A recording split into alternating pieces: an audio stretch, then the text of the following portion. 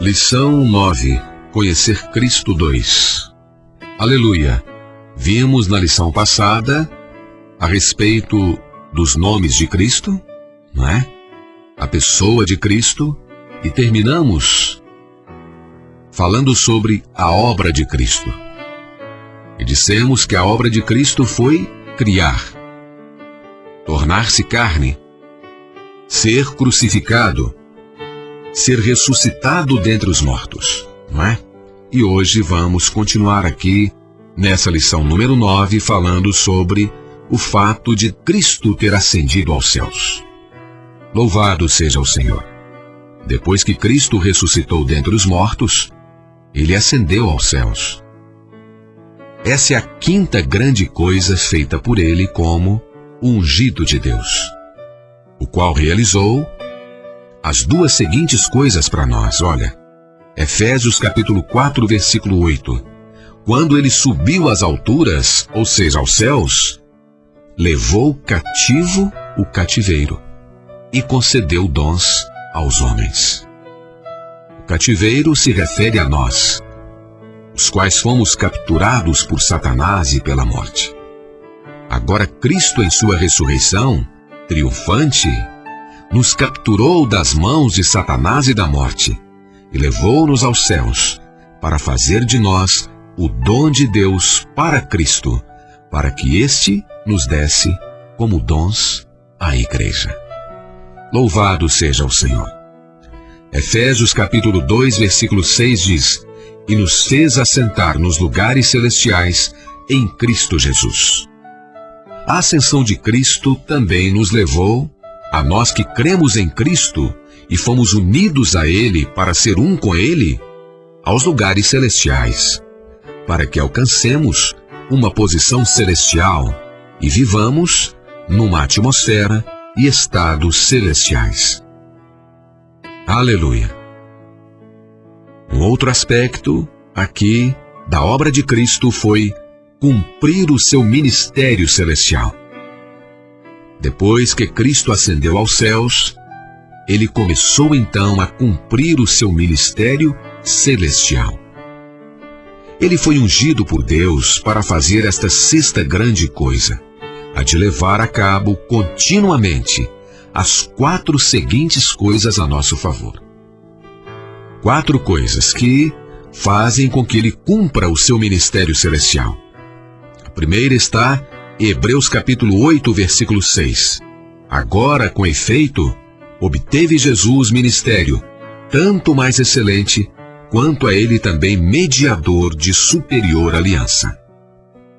Depois que Cristo decretou a nova aliança, lá em Mateus 26, 28, mediante a sua morte na terra, ele ascendeu aos céus para ser o mediador dessa nova aliança e está executando essa mediação sobre os que creem nele. Hebreus capítulo 8, versículos 1 e 2, diz assim: que se assentou à destra do trono da majestade nos céus, como ministro do santuário e do verdadeiro tabernáculo. Cristo também é o ministro do verdadeiro tabernáculo nos céus hoje, que ministra aos seus crentes a vida celestial e o suprimento celestial e divino. Ministra aos seus crentes a vida celestial e o suprimento celestial e divino. Hebreus capítulo 4, versículo 14 diz: tendo, pois, a Jesus, o Filho de Deus, como grande sumo sacerdote que penetrou nos céus. Hoje Cristo é também o nosso grande sumo sacerdote nos céus, que intercede perante Deus a nosso favor, para que sejamos salvos totalmente. Hebreus capítulo 7, versículos 24 e 26.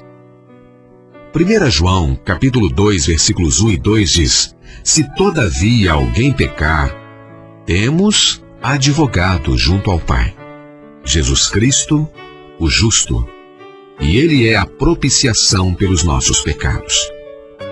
Cristo nos céus hoje é também nosso advogado. Aleluia! Nosso advogado perante Deus. Louvado seja o Senhor! se pecarmos depois de sermos salvos, Ele, baseado no fato de ser a nossa propiciação, intercede por nós, a fim de restaurar a comunhão interrompida entre Deus e nós. O outro aspecto aqui da obra de Cristo é que Ele virá de novo. Quando Cristo completar o seu ministério celestial, Ele voltará para realizar a 7ª grande coisa como o ungido de Deus, a qual inclui 3 seguintes coisas. 3 coisas. A primeira está em 1 Tessalonicenses 4, versículos 16 e 17. Porque o Senhor mesmo descerá do céu, e os que morreram em Cristo ressuscitarão primeiro. Depois nós, os vivos, os que ficarmos, seremos arrebatados simultaneamente junto com eles, entre nuvens, para o encontro do Senhor nos ares. Assim estaremos sempre juntos com o Senhor. Aqui se nos diz que quando Cristo vier de novo, arrebatará todos os crentes para os ares, quer aqueles que ressuscitarem, quer os vivos, para encontrar-se com Ele, a fim de que eles sejam para sempre um com Ele, não é? A fim de que eles estejam para sempre com Ele.